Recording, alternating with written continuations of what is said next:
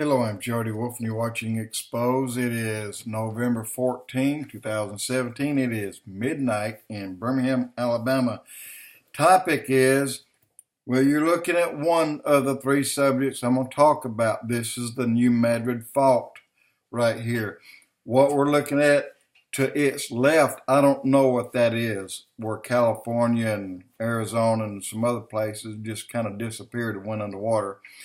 And also New York City, from Florida all the way up to New York City, they were hit by a coastal 100-foot tsunami.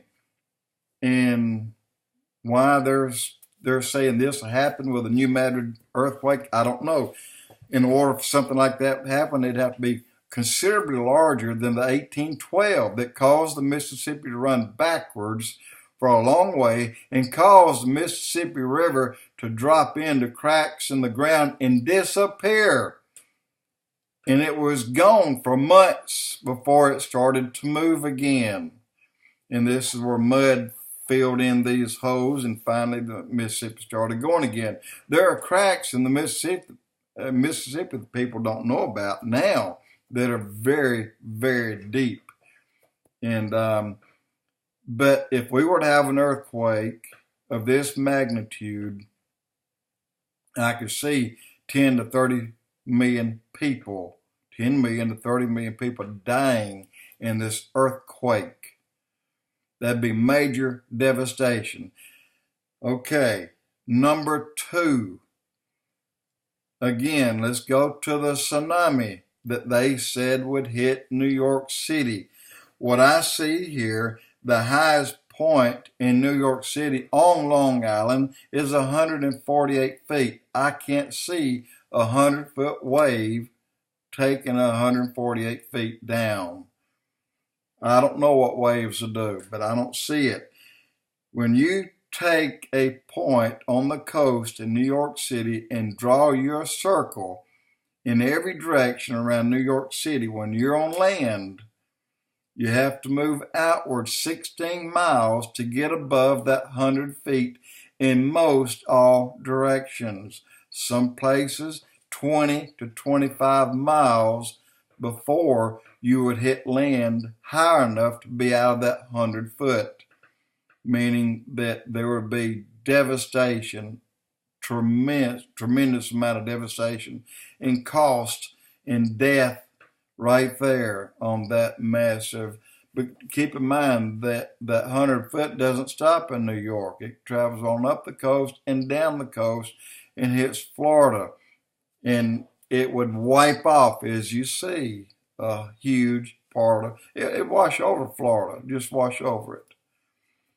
Okay, and it make me in Birmingham, it give me waterfront property. So if we had a New Madrid quake and it caused that much destruction and damage and death, you're talking about 50, 60, 70 million, maybe more people die in that.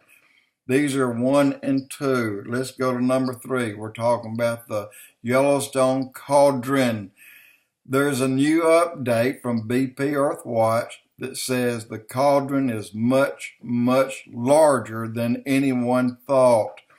They have planted and they have seismograph activity that they now can read through electronics and through satellites at a depth of 40 kilometers, and you figure that to be in a 27 or so mile range depth.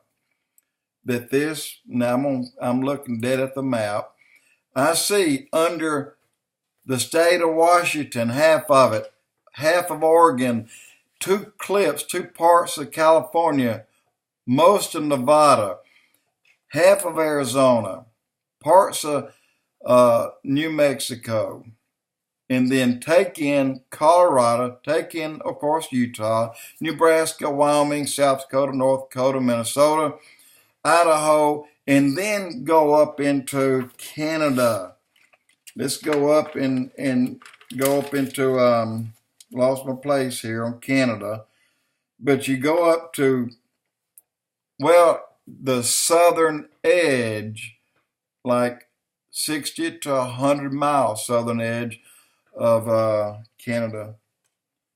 The cauldron is supposed, the lava is supposed to be under this area. Does not mean that that much of it would come out, that would blow. It wouldn't be a hole that large.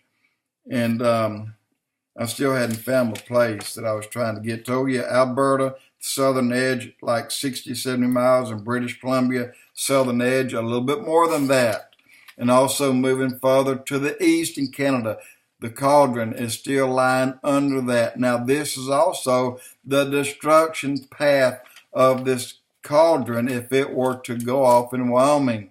The destruction path, the thickness of the ash in Birmingham, Alabama, could be up to about 1/4 of an inch. As you move closer to the destruction, to the epicenter, to the point, ground zero, you would talk about 5 feet thick. Now, we're not talking about ash that you can blow off. This is the ash that stopped jet planes in the skies, just like they did when the Iceland earthquake went off and went over Europe and stopped the air traffic. This is the heavy ash that'll stop jet engines. It's not the light ash that'll blow away and water will wash it off and it's gone. This would take 100 to 300 years to rebuild the United States if that were to happen. All right, death-wise, what will happen if these things were to happen? And I'm going to start with the New Madrid fault and include New York and the coastline. Again, we're talking about 30 million people, more, 40 million, maybe 50 million, even 60 million die in this New Madrid earthquake if it were to be bigger than the 1812 earthquake that caused the river from Missouri northward to disappear. It ran backwards and it ran into the ground and went away. Now, the death result from the New Madrid fault, from the cauldron in Yellowstone, that could hit 100 million people. That could kill 100 million people in the United States. 100 million people, guys, if the earthquake, keeps going earthquake, that's because I'm looking at it.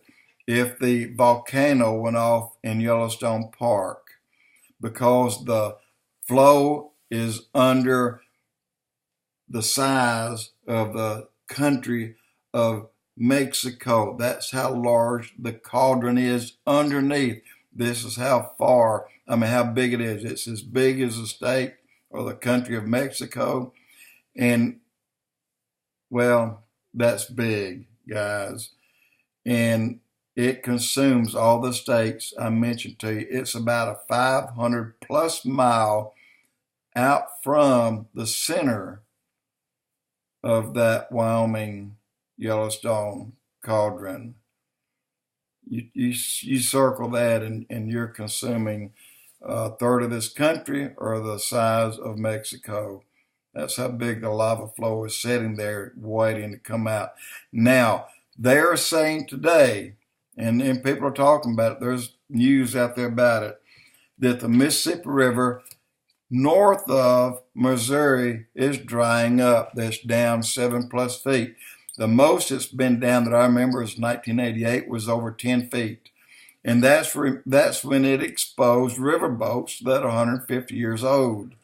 But yet the state, the federal government, sometimes called the state, told everybody to keep their paws off. They were there like a museum. Well, hell, if you can't see them and visit them, then they're not a museum.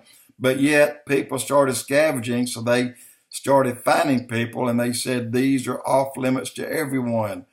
So these boats, they forced people to leave them in place.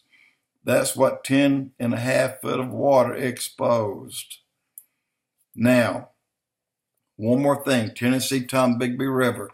You have coming into Mobile Bay, the Alabama River and the Tombigbee joining and entering into Mobile Bay.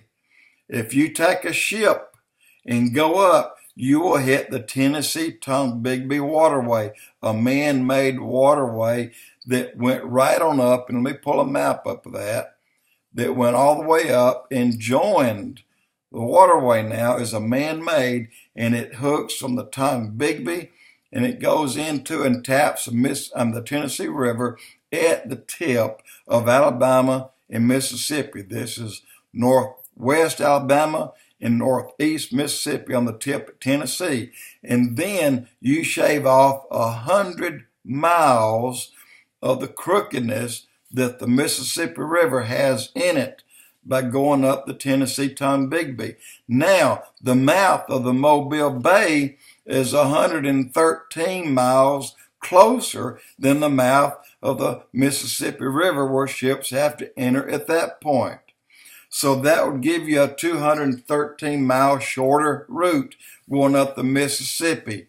Now, could the reason be that the river is dropping north of Missouri? Is it possible at all? Because the Tennessee-Tombigbee has not dropped. It's flowing normal. Could anybody be doing something there? Because it took hundreds of millions to build that waterway. It's man-made all the way, but it's not being used. So figure that one out for yourself. Now, let me tell you why we are not going to have a volcano eruption in the United States. Why we are not going to have a massive Madrid fault earthquake in the United States. And why we're not going to have a 100-foot plus tsunami hit New York City, the Florida coast, or anywhere else in the United States. 2 words stops it all in its tracks: the church. God said, He hath not appointed us unto judgment. Guys, any of these would be a judgment on this country. I don't mean a hurricane. I'm talking about 30 million, 40 million, 50 million, up to 100 million people dying. That is a judgment. The Bible, the first 3.5 years of the first 7-year tribulation, 1/3 of the human life on earth would die. The second 3.5 years, 1/4. The total for the 3.5 years that would die would be 1/2 of the world's population.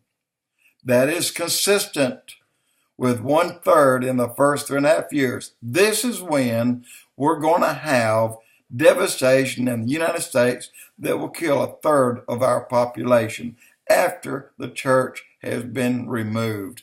Keep that in mind, guys. After the church leaves, then these things will come to pass. Jody Wolf, Expoz.